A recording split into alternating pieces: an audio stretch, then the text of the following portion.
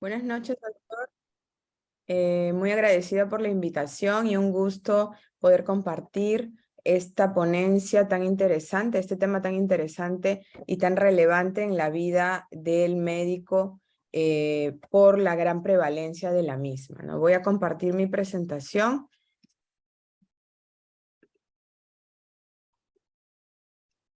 Por favor, me confirman si se puede observar la presentación para poder iniciar. Sí se ve, doctora. Adelante, por favor. Ok. Entonces vamos a hablar sobre la predicción y prevención de preeclampsia y es uno de los puntos importantísimos que todo médico debe conocer porque esta medida de preventiva, nuestra labor médica no solamente es curativa y recuperativa, creo yo que debemos cambiar el chip porque el costo-beneficio nosotros haríamos mucho más si lográramos prevenir la preeclampsia que tratar una preeclampsia severa, un síndrome HELP o una eclampsia. Y el tratamiento y la predicción y la prevención son cosas que se pueden hacer desde el SERUMS y desde la actividad de un médico general. Entonces vamos a revisar los conceptos actuales de los trastornos hipertensivos en el embarazo, las guías actualizadas sobre este tema y las recomendaciones basadas en evidencia para la prevención de la preeclampsia, ¿no? Introducirles rápidamente, solamente quiero que tengan en cuenta el gran porcentaje de la prevalencia de preeclampsia que ya lo han visto previamente, hasta 25% en las últimas décadas, y se plantea que una mujer fallecida por esta causa están dentro del grupo de esta causa de 50 a 100 padecen morbilidad materna extremadamente grave, es decir, estuvieron en la UCI, estuvieron intubadas, estuvieron al borde de la muerte, ¿no? Tener en cuenta que en el Perú la incidencia fluctúa entre el 10 y 15% en el embarazo. La incidencia es mayor en la costa y esto se asocia con los problemas de obesidad y diabetes que están apareciendo y obviamente también el hecho de la maternidad más, con la edad más avanzada de la madre, ¿no? Y en el Perú es la primera causa de muerte, aunque se la pelean con la hemorragia obstétrica. 40% de casos en el 2018 y vemos aquí que una comparación entre los casos 2020 y 2021, por ahí un año va subiendo la preeclampsia y otro año es la hemorragia obstétrica. Y bueno, tuvimos algunos casos mayores en el 2020 y 2021 de mortalidad por causa por COVID, ¿no? Entonces, mostrarles rápidamente estos datos del instituto. Entre el 2020 y 2021 tuvimos 22.782 nacimientos, de los cuales el 7.2%, es decir, 1.640 pacientes fueron trastornos hipertensivos. 41% de los mismos fueron preeclampsias severas. ¿Y cuál es el mayor problema para el sistema de salud? Es la preeclampsia severa lejos del término, ¿no? Que nosotros la conocemos como aquella preeclampsia de menos de 34 semanas y correspondieron al casi 1% de nacimientos del instituto y vemos aquí que fueron 215 menos de 34 semanas y estos bebés, actualmente estamos desarrollando una investigación de cuál es el desenlace perinatal en el Instituto Nacional, que es un centro de referencia a nivel nacional, y casi el 90% de los bebés de 29 semanas, 29 y 30 semanas para abajo, terminan en fallecimiento. Entonces, lamentablemente, esto es uno de los desenlaces. Ahora, si evaluamos los desenlaces maternos, toda la morbilidad y mortalidad a la que conlleva la preeclampsia es también bastante terrible la situación, ¿no? Entonces, llegar al punto de prevenir, nosotros tenemos que saber la fisiopatología y básicamente la fisiopatología va a estar con predisposición genética, características maternas. Como les comentaba, el peso materno actualmente es uno de los mayores problemas para el ginecobstetra. Comorbilidades con la edad mayor de la madre como hipertensión y diabetes, problemas placentarios, problemas inmunológicos y embarazos múltiples productos de actualmente fertilización in vitro o tratamientos de fertilidad, ¿no? Entonces, esto se conoce que es un desbalance pro y antiangiogénico y tener en cuenta estos dos factores que en conjunto forman uno de los, porque el SFLT1 es el receptor del factor de crecimiento placentario, que van a conllevar, y es uno de las señales que tenemos nosotros actualmente en sangre, para nosotros determinar que tenemos una paciente en muy alto riesgo de un desenlace perinatal o materno adverso, ¿no? Ya sabemos, ya les han explicado todas las complicaciones, y dentro de la fisiopatología de la preeclampsia, nosotros tenemos que siempre tener en cuenta que es intergeneracional, ¿no?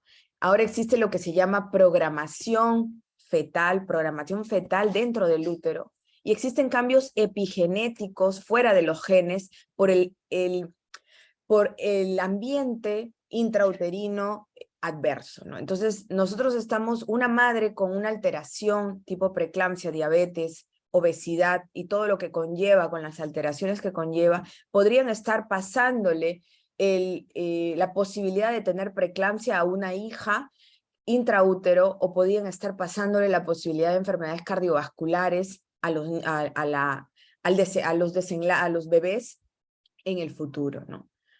Entonces, la predicción de preeclampsia, ¿cómo la hacemos, no? Y esto tenemos que tener nosotros claro que no es solamente, o no debería ser solamente, labor del ginecobstetra. Esto lo podemos aplicar desde la punta del cerro del más alta del Perú, porque si nosotros nos basamos en evaluación clínica y conocer los antecedentes de la madre, podemos aplicar predicción de preeclampsia y podemos aplicar prevención de la misma, ¿no? Tenemos aquí este recuadro donde tenemos distintas guías internacionales de gran renombre y que los ginecobstetras seguimos para determinar nuestro manejo, y consideramos, todas ellas nos recomiendan hacer un screening, un tamizaje de factores de riesgo de preeclampsia desde la primera consulta prenatal. Y como las guías nuestras, la guía del ministerio recomienda y es mandatorio que toda paciente gestante en su primer control prenatal debe pasar por evaluación médica, no necesariamente ginecobstétrica, pero evaluación médica. ¿Por qué? Porque es nuestra labor hacer este tamizaje, ¿no? Una evaluación de los antecedentes de la madre nos podría llevar a hacerle un plan de prevención de preeclampsia. Entonces, conocer los factores de riesgo mayores y menores es importante, ¿no? Todas las guías están muy de acuerdo con algunos factores ya dados y determinados como factores de alto riesgo. Y son los siguientes, ¿no? Hipertensión crónica. Toda madre o toda gestante con hipertensión crónica es de altísimo riesgo, ¿no? Diabetes tipo 1 y tipo 2, paciente con enfermedad renal, paciente con enfermedad autoinmune tipo lupus, historia con antecedente de preeclampsia, ¿no? Estos 5 factores, ninguna guía está en desacuerdo con considerarlas de alto riesgo. Y es claro que todas ellas, si llega una paciente de este tipo a la consulta de alguno de los colegas en cualquier parte del Perú, debería recibir su plan de prevención de preeclampsia sin necesidad de la evaluación de un ginecólogo. ¿Cuáles son los factores que se consideran de moderado riesgo y que no todas las guías están de acuerdo en darles de inicio la prevención de preeclampsia? Es el embarazo múltiple. Por ejemplo, la guía de la Academia Americana de Ginecobstetricia la considera de alto riesgo, no así la guía europea, la NICE. La historia de otros embarazos con trastornos hipertensivos, no necesariamente preeclampsia, el uso de tratamientos de fertilidad, y se considera también de moderado riesgo un IMC. No se ponen de acuerdo las guías internacionales, pero una paciente obesa definitivamente está en alto riesgo. La nuliparidad, la historia familiar de la preeclampsia, es decir, si la madre de la gestante tuvo preeclampsia, como ya les mencionaba, existen factores epigenéticos que pueden conllevar a una herencia de una enfermedad cuando una madre tiene un bebé dentro del útero, ¿no? Un intervalo intragenésico largo, la edad materna, más de 35, 40 años. Entonces son los factores que ahora manejamos como factores de alto riesgo y moderado riesgo.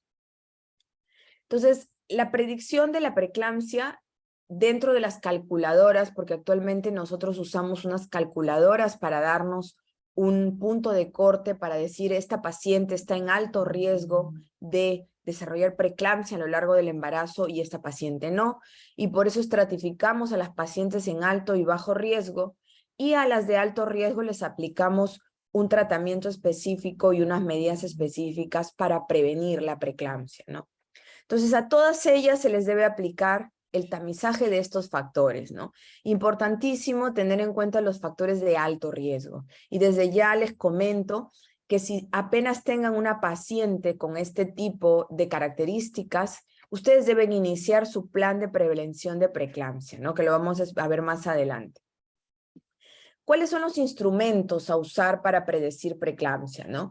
Cosas tan sencillas como la medición de la presión arterial, que lo podemos hacer en cualquier centro de salud, pero cosas ya más específicas y de uso del ginecobstetra, como es la medición del índice de pulsatilidad de las arterias uterinas, que es una herramienta que nosotros usamos para afinar el cálculo del riesgo de la paciente, ¿no?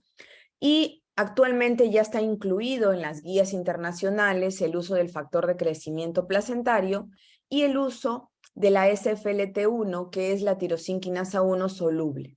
Entonces, estos dos factores en sangre se miden para predecir preeclampsia, ¿no? No necesariamente están incluidos dentro del arsenal que tenemos, por ejemplo, en el instituto, y mucho menos en otros hospitales del Ministerio de Salud, pero ya los tenemos disponibles en laboratorios particulares y muchos en la práctica privada lo están usando para pacientes específicas, pero ya está indicado dentro de las guías internacionales.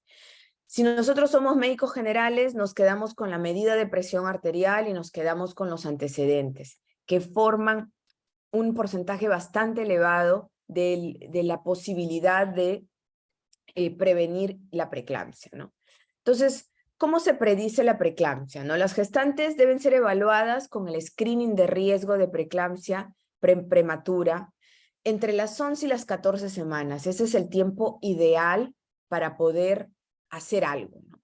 Idealmente aquí, pero si tenemos una paciente que llega antes de las 16 semanas, todavía podemos hacer mucho. Usando, ¿qué vamos a usar? Una combinación de factores de riesgo clínicos, que ya dijimos y explicamos cuáles son los factores de riesgo moderados y cuáles son los altos, la medida de la presión arterial, el índice de pulsatilidad de las arterias uterinas y el factor de crecimiento placentario. Estos dos últimos son herramientas del ginecólogo, pero los dos primeros sirven también de herramientas para cualquier médico y podemos hacer mucho con ellos, ¿no? Tenemos este gráfico de un rate de detección que vamos a ver que para nosotros, como les explicaba, es muy importante determinar el riesgo de preeclampsia pretérmino, ¿no? Que es en realidad el mayor porcentaje de predicción que se puede hacer. La predicción de una preeclampsia ya de 37 semanas a más, nuestras herramientas todavía se quedan cortas para poder hacerlo, pero en realidad ya que importante, sería menos importante o realmente saber si una paciente puede tener preeclampsia a las 37 semanas, debido a que si ya la tuviera, es un embarazo a término, podemos culminar el embarazo en ese preciso momento con menores riesgos para el neonato, no así en una preeclampsia con un feto prematuro, ¿no? Entonces, miren aquí el gráfico y el cuadro de detección y vemos que en menos de 34 semanas, solamente con aplicar los factores maternos, podemos predecir el 52% de preeclampsias. Es decir, prácticamente de 2 mujeres a las que les aplico la historia clínica bien hecha, buscando estos factores, una de ellas le puedo predecir que va a tener preeclampsia y le puedo aplicar un tratamiento específico. Si yo le agrego la medida de la presión arterial, mi tasa de detección sube a 72%, que realmente para un país que todavía tenemos pacientes en el instituto, porque en el instituto el 95% de pacientes que nos llegan con preeclampsia severa no han tenido esta evaluación a la semana correspondiente, a pesar que han tenido sus controles prenatales desde temprana edad.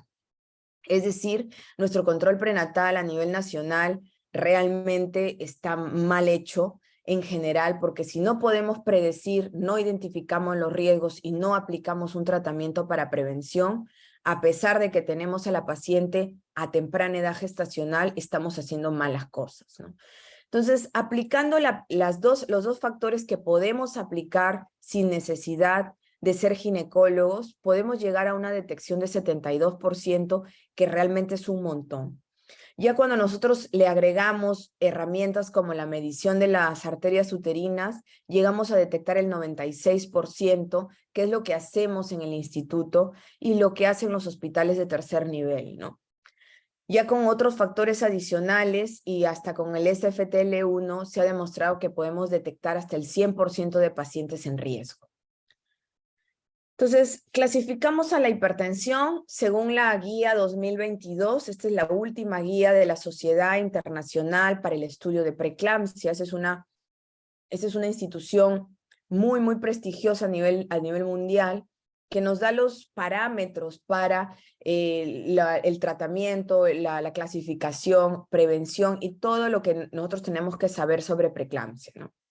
Les invito a revisar el documento completo, pero actualmente esta guía nos está recomendando que la preeclampsia no debería clasificarse como preeclampsia severa o sin signos de severidad, pero es algo que todavía no lo hemos, muchos países no lo han acatado, pero es una sugerencia. ¿Por qué? Porque la preeclampsia es una patología que nos da sorpresas, ¿no? No es una patología en la que nosotros le damos una denominación y allí se queda, ¿no? Cualquier preeclampsia puede ser severa, puede hacernos una eclampsia, una hipertensión gestacional nos puede hacer una eclampsia sin tener previo aviso, ¿no? Entonces, por eso es que las últimas recomendaciones de las guías internacionales y van a ir en el futuro a dejar de clasificarlas de ese modo y que sea simplemente preeclampsia, ¿no? Entonces, ya han visto esta clasificación, la preeclampsia con todos los signos de alarma que conlleva, pero actualmente también ya se está incluyendo, y es la inclusión que se está haciendo ya en el instituto en su nueva guía, que se está por publicar, que la preeclampsia también está considerado cuando usted tiene una disfunción uteroplacentaria, que es la base de la fisiopatología de la misma, ¿no? Y entre ellos también está la inclusión del desbalance angiogénico que hemos visto con estos dos factores, ¿no? Por ejemplo, esta es la guía que se usa en España, la guía del Barcelona, del Clinic Barcelona. A las pacientes en la consulta se les hace este ratio, ¿no? El ratio SFLT1/ factor de crecimiento placentario. ¿Y qué significa este ratio? Este SFLT1 es un receptor del factor de crecimiento placentario y se ha visto que cuando está incrementado el porcentaje, cuando el ratio está incrementado, es decir, no hay un balance entre el SFLT1 y el factor de crecimiento placentario, se ha visto que existe gran predisposición a que la madre está por disfuncionar, por hacer un desenlace adverso. Entonces, cuando este ratio está por encima de 85 en las pacientes con menos de 34 semanas o por encima de 110 en más de las de 34 semanas, hay alto riesgo de complicaciones placentarias. Y existe la indicación de hospitalizar a la paciente con control exhaustivo de la presión y de sus parámetros bioquímicos, ¿no? Entonces, ese es el ratio que se usa, por ejemplo, en España. Nosotros todavía no lo tenemos disponible, pero lo estamos incluyendo en la guía nueva de trastornos hipertensivos del instituto. Entonces, ¿cómo prevenimos? Ya nosotros tenemos, y al final de la exposición voy a pasarles la página web en la que podemos hacer esta predicción. Tenemos aquí la predicción con factores maternos, con aunado de la presión arterial en el momento de la evaluación, entre la semana 11 y la 14. Si nosotros tenemos la posibilidad de que la paciente se haga una ecografía, la que nosotros llamamos genética, que es la ecografía mandatoria entre estas semanas del embarazo, y en el que adicionalmente al tamizaje para trisomía 13, 21 y 18, se hace el tamizaje para preeclampsia, midiéndole las arterias uterinas a la paciente. Entonces, si tenemos esta posibilidad de enviar a nuestra paciente a que le hagan esta ecografía a cargo de un ginecólogo en el hospital de referencia, pues mejoramos nuestro porcentaje de screening. Pero si no es así, podemos llegar a un 72% de posibilidad de predecirla. Entonces, ¿qué es lo que necesitamos? Cuando ya tenemos una paciente en la que definimos que tiene alto riesgo de preeclampsia, por ejemplo, estoy en un 1-2, en donde no hay, solamente puede haber médico, en un 1-3 en el SERUMS, y solamente tengo la historia de la madre y la medida de presión, y yo determino que esta paciente es de alto riesgo, de repente me dice, doctora, he tenido preeclampsia en mi embarazo anterior, me tuvieron que operar a las 35 semanas, es una paciente de alto riesgo. Yo no necesito las uterinas, no necesito ningún factor placentario en sangre para poder empezar la prevención de la preeclampsia. ¿Cómo hago? A todas las gestantes, al menos que haya contraindicación, ya está demostrado que todas las mujeres embarazadas deben realizar ejercicio físico en el embarazo para reducir el riesgo de hipertensión gestacional y preeclampsia. ¿Cómo se recomienda este ejercicio físico? Al menos 3 días por semana, en promedio 50 minutos, usando un ejercicio aeróbico, fuerza, flexibilidad.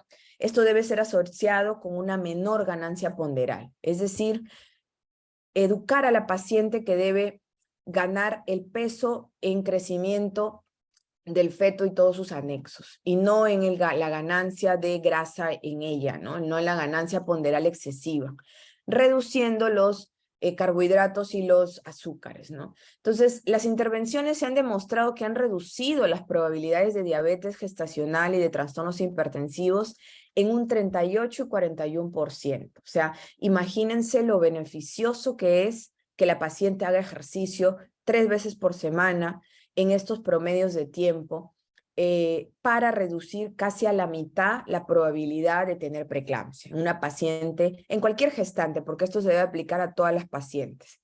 Y es una de las cosas que, por ejemplo, aún no hemos reportado en un estudio, por qué las pacientes de la sierra tienen menos preeclampsia, tal vez por su tipo de alimentación, tal vez porque las mamás en la sierra, las que son del campo, caminan largos trechos diariamente con un hijo a la espalda y con un embarazo por delante para poder llevarles alimento a los esposos en el campo, ¿no? Y eso lo vi en mis serums. Eso hacían las pacientes, y eso es un ejercicio físico muy, muy bueno, en realidad, el caminar, ¿no? Entonces, darles y recomendarles a las gestantes se reduce, no olvidar, hasta un 41% según ensayos clínicos aleatorizados, la posibilidad de preeclampsia, ¿no? Aquí tenemos la bibliografía, ese es el British Journal de Medicina Deportiva del 2018, esa es una publicación muy reciente. Entonces, ¿cuáles son las contraindicaciones? Tener en cuenta, no todas las pacientes pueden hacer ejercicio de ese tipo. Aquellas contraindicaciones absolutas, aquellas que tienen una placenta previa, por ejemplo, obviamente un RPM, una preeclampsia, las que ya tienen preeclampsia o las que ya tienen hipertensión crónica, no se les recomienda el ejercicio de este modo. Aquellas que están con incompetencia cervical o tienen un RCU, o las que tienen embarazos múltiples, ¿no? Otro tipo de probablemente contraindicación relativa, aquellas que tienen antecedentes de pérdidas recurrentes en el embarazo o historia de parto prematuro. Un minuto. Ok, entonces pasamos a lo más importante, la administración del calcio, ¿no? Todas las pacientes, según norma técnica, se les debe dar calcio entre 1 a 2.5 gramos al día a partir de la semana 14. Y las gestantes de alto riesgo, es decir, aquellas que yo determiné que tienen alto riesgo de hacer preeclampsia, se les debe iniciar la aspirina, el ácido acetil salicílico que está disponible en todo centro de salud y tiene un costo muy, muy barato. Darles aspirina 150 miligramos al día a partir de la semana 12, pero eso sí, antes de la semana 16. Es decir, si yo le doy a la paciente a la semana 25, la aspirina ya no funciona. Funciona, y se ha demostrado por ensayos clínicos que funciona si yo le doy hasta la semana 16, es decir, empiezo antes de la semana 16. Y a los médicos no tener miedo, ¿no? No tener miedo de darle a la paciente este medicamento. Esto no es función solo del ginecólogo. Si yo tengo una paciente que ya determiné el alto riesgo, tengo que darle aspirina y explicarle a la paciente preferiblemente de noche y a dosis desde 100 miligramos hasta 150 miligramos. Entonces, a estas pacientes que están aquí en este cuadrito rojo, a todas ellas yo le debería dar aspirina en esta cantidad hasta las 36 semanas. Obviamente referir a la paciente para la evaluación y el tratamiento correcto y por el ginecólogo específico, porque son pacientes de muy alto riesgo, pero iniciar el tratamiento ustedes, porque nosotros no sabemos a qué edad gestacional nos llegará esa paciente. De repente nos llega a las 20 semanas y ya no podemos hacer mucho. ¿Y qué otra cosa le tenemos que dar a la paciente? Tenemos que, bueno, en realidad implementar ese programa de detección en el primer trimestre e intervenir a todas ellas, ¿no? ¿Qué consideraciones? Tener consideración que no hay tratamientos que puedan prevenir en todas las mujeres. Se reduce el riesgo de preeclampsia, pero no totalmente. Tratamientos como las vitaminas C, D, E, la enoxaparina no han demostrado aún un beneficio. Y pasamos a lo que ya les mencionaba, el 40% de reducción de preeclampsia con el ejercicio. Si le medimos el riesgo de dar aspirina con más de 100, reduce el 60% de preeclampsia. Y si además la dieta tiene un contenido alto en calcio, también ayudamos a un 50% más. Y bueno, obviamente el tiempo de culminación del embarazo en pacientes de alto riesgo, que las hacemos dependiendo de cómo vayan yendo, también nos reduce el no llegar edades gestacionales mayores, ¿no? Y bueno, esto ya lo explicaron también en algunas diapositivas, tener en cuenta y educar, por favor, a las pacientes que aquellas que tuvieron preeclampsia, ¿cuál es el riesgo en su desenlace, no? Aquellas que tuvieron preeclampsia tienen el riesgo de 3 veces de hacer hipertensión crónica. Aquellas que tuvieron preeclampsia tienen el riesgo de hacer enfermedades tipo diabetes, hiperlipidemia, enfermedades cardiovasculares, ataques cardíacos, falla cardíaca. Entonces, los riesgos están allí, ¿no? Paciente con preeclampsia tiene el futuro, si no se cuida, va a desarrollar este tipo de patologías. Y lo importante e interesante también, que los desenlaces en el bebé, es que en el futuro el riesgo, aquel bebé que nació de una madre con preeclampsia severa, tiene 2 veces el riesgo de hacer una enfermedad cardiovascular, 2 veces el riesgo, casi 2 veces de hacer stroke, y aquellas niñas tienen riesgo de hacer preeclampsia en el futuro, ¿no? Entonces, tener en cuenta eso. A todas, luego en el posparto, a los 6 meses, todas deben ser evaluadas de nuevo, debe discutirse los cambios de estilo de vida, no quedarse con el hecho de no informar a la paciente, y debe ir a un cardiólogo, aquellas con pacientes con preeclampsia severa, para un tratamiento de la presión, monitoreo de la presión y el posible descarte de una hipertensión crónica, ¿no? Entonces, bueno, creo que ya me pasé del tiempo, pero esas son las conclusiones, ¿no? Ejercicio, calcio, aspirina y prevención, predicción de preeclampsia, creo yo, a cargo de todos como médicos. Bueno, eso es todo. No sé si tienen alguna pregunta. Sí, doctora, antes de pasar al caso clínico, hay una pregunta.